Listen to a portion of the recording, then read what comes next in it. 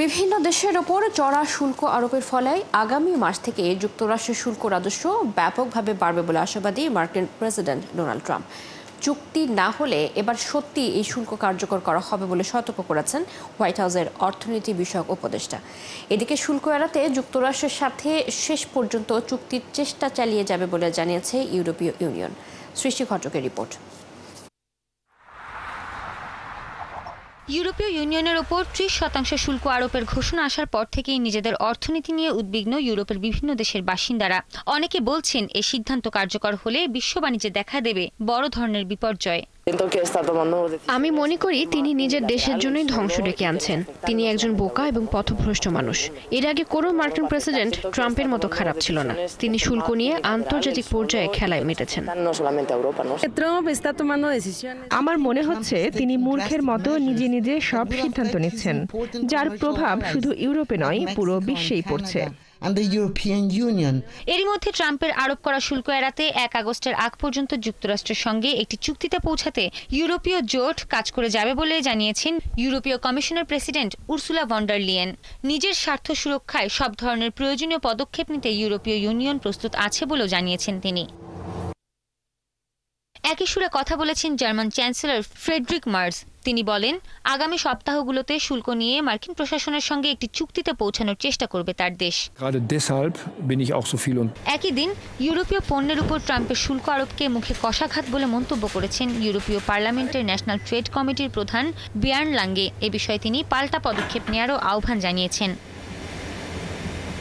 তবে বিশ্বব্যাপী সমালোচনা উপেক্ষা করে ট্রাম্প আশা করছেন আগামী মাসে এ শুল্ক কার্যকর হলেই রাজস্বের জোয়ারে ভাসবে যুক্তরাষ্ট্র।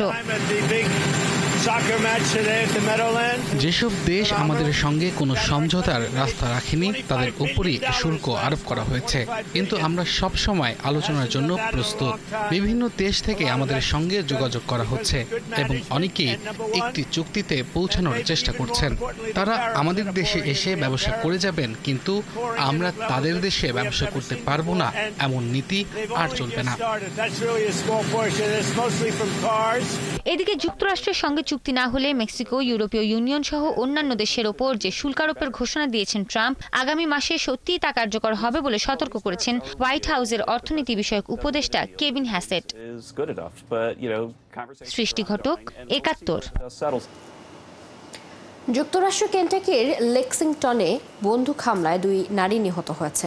আহত হয়েছে আরও ৩ জন, যাদের মধ্যে একজনের অবস্থা গুরুতর। লেক্সিংটন পুলিশ প্রধান লরেন্স ওয়েদার্স রবিবার বিকেলে এক সংবাদ সম্মেলনে জানান, সকাল 11:30টার দিকে ব্লু গ্রাস বিমানবন্দরের কাছে ফাইট কাউন্টিতে রাজ্য সৈনিক ট্রুপারকে লক্ষ্য করে গুলি চালায় এক বন্দুকধারী।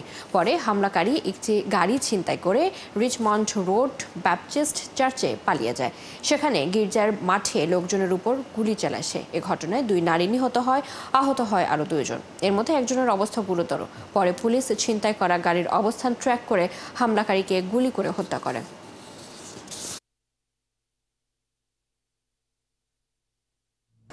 ইরান ও ইসরায়েলের যুদ্ধের পর থেকে আরব উপসাগরীয় অঞ্চলের দেশগুলোর সম্পর্ক কেমন তা নিয়ে চলছে আলোচনা। ইরান ও ইসরায়েলের মাঝে গত জুনে 12 দিন ধরে চলা যুদ্ধের পর থেকে আরব উপসাগরীয় অঞ্চলের দেশগুলো একরকম নীরব অবস্থানে আছে। এখন প্রশ্ন হলো, এই সংঘাতে ইরানের সাথে উপসাগরীয় দেশগুলোর সম্পর্কে কেমন প্রভাব ফেলেছে? বিস্তারিত মনিরুজ্জামান বাবুর প্রতিবেদনে।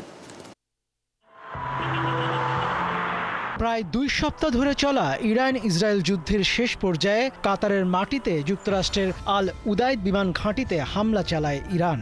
বিশেষজ্ঞরা বলছেন, এই হামলা ছিল নজিরবিহীন, কারণ কাতার ওই অঞ্চলে ইরানের অন্যতম শক্তিশালী মিত্র।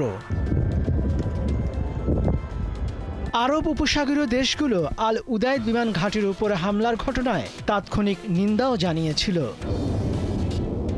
ইরানের হামলার পর সৌদি আরব প্রতিক্রিয়া জানিয়েছিল তারা ইরানের সঙ্গে সম্পর্ক বজায় রাখতে আগ্রহী। 2 দেশের মধ্যে কয়েক দফা উচ্চ পর্যায়ের বৈঠকে বিষয়টি স্পষ্টভাবে দেখা গেছে।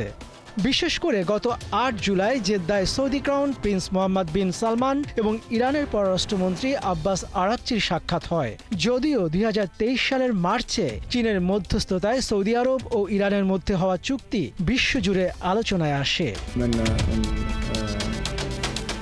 এদিকে কাতারের প্রধানমন্ত্রী ও পররাষ্ট্রমন্ত্রী শেখ মোহাম্মদ বিন আব্দুল রহমান আল থানি বলেছেন, এই হামলার ফলে ইরানের সঙ্গে কাতারের সম্পর্কের উপর নেতিবাচক প্রভাব পড়েছে। তবে তিনি আশা করেন সম্পর্ক আবার স্বাভাবিক হয়ে যাবে। অন্যদিকে সংযুক্ত আরব আমিরাত হলো কিছু গুটি কয়েক আরব দেশের মধ্যে একটি, যাদের ইসরায়েল ও ইরান দুই দেশের সঙ্গে সম্পর্ক আছে।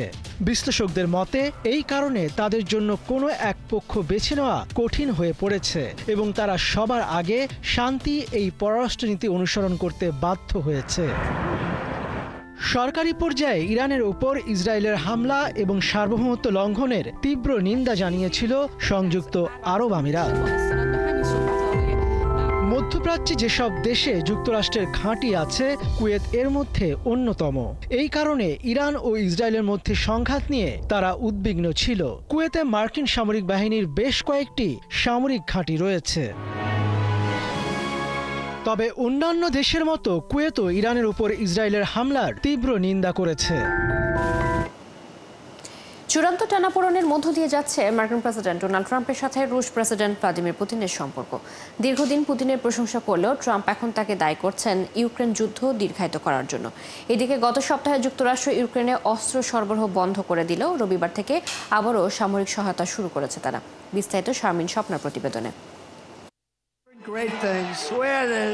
যুক্তরাষ্ট্রের প্রেসিডেন্ট ডোনাল্ড ট্রাম্প দ্বিতীয় মেয়াদে নির্বাচনী প্রচারণার সময় প্রতিশ্রুতি দিয়েছিলেন তিনি দায়িত্ব গ্রহণের 24 ঘন্টার মধ্যেই ইউক্রেন যুদ্ধ শেষ করবেন। কিন্তু 4 মাসের বেশি সময় পেরিয়ে গেলেও যুদ্ধবিরতির কোনো সম্ভাবনা দেখা যাচ্ছে না। সম্প্রতি আসিয়ান সম্মেলনে ইউক্রেন যুদ্ধ নিয়ে যুক্তরাষ্ট্রের পররাষ্ট্রমন্ত্রী মার্কো রুবিও বৈঠক করেন রাশিয়ার পররাষ্ট্রমন্ত্রী সের্গেই লাভরভের সঙ্গে। কিন্তু বৈঠকের পর রুবিও জানান, যুদ্ধ বন্ধে রাশিয়ার আচরণে হতাশ ও বিরক্ত মার্কিন প্রেসিডেন্ট। আর ট্রাম্পের এই মনোভাব পরিবর্তন ইউক্রেনের জন্য আশীর্বাদ বয়ে আনে। গত সপ্তাহে যুক্তরাষ্ট্র ইউক্রেনে গুরুত্বপূর্ণ অস্ত্র সরবরাহ বন্ধ করে দেয়, কিন্তু রবিবার থেকে যুক্তরাষ্ট্র আবারও সামরিক সহায়তা শুরু করেছে তাদের। যদিও এই অস্ত্র ন্যাটোর মাধ্যমে ইউক্রেনকে সরবরাহ করা হবে বলে জানিয়েছেন ট্রাম্প। তবে ট্রাম্পের আচরণ বরাবরই লেনদেন ভিত্তিক, তাই প্রশ্ন উঠছে পুতিনের বিরুদ্ধে তার এই অবস্থান কতটা স্থায়ী থাকবে। অতীতে একাধিকবার তিনি রাশিয়ার বিরুদ্ধে কথা বললেও পরে সুর নরম করেছেন, কিন্তু এবার পুতিন ট্রাম্পের কাছ থেকে পাওয়া শান্তি চুক্তির প্রস্তাব প্রত্যাখ্যান করায় ট্রাম্প দেরিতে হলেও বুঝতে পেরেছেন পুতিন আসলে শান্তি চান না। ট্রাম্প ও পুতিনের মাঝে উত্তেজনা বাড়লে বড় ধরনের কূটনৈতিক সংঘর্ষের সম্ভাবনাও তৈরি হতে পারে। দুজনেই নিজেদের শক্তি ও মর্যাদা রক্ষার জন্য কঠিন অবস্থান নিতে পারেন। গত ফেব্রুয়ারি থেকে রাশিয়া ও ইউক্রেনের সঙ্গে আলাদাভাবে আলোচনা চালিয়ে আসছে যুক্তরাষ্ট্র। সবশেষ মে মাসে তুরস্কের ইস্তাম্বুলে প্রথমবারের মতো দুই দেশের মধ্যে সরাসরি আলোচনার আয়োজন করে ওয়াশিংটন। শারমিন স্বপ্না, ৭১। দ্বিতীয় বিশ্বযুদ্ধের পর ইউরোপ সবচেয়ে বড় হুমকির মুখে পড়েছে বলে সতর্ক করেছেন ফ্রান্সের প্রেসিডেন্ট ইমানুয়েল ম্যাক্রন। তিনি বলেন, ইউরোপের স্বাধীনতা বর্তমানে এমন এক ভয়াবহ হুমকির মুখে পড়েছে যেটা দ্বিতীয় বিশ্বযুদ্ধের পর আর কখনোই দেখা যায়নি।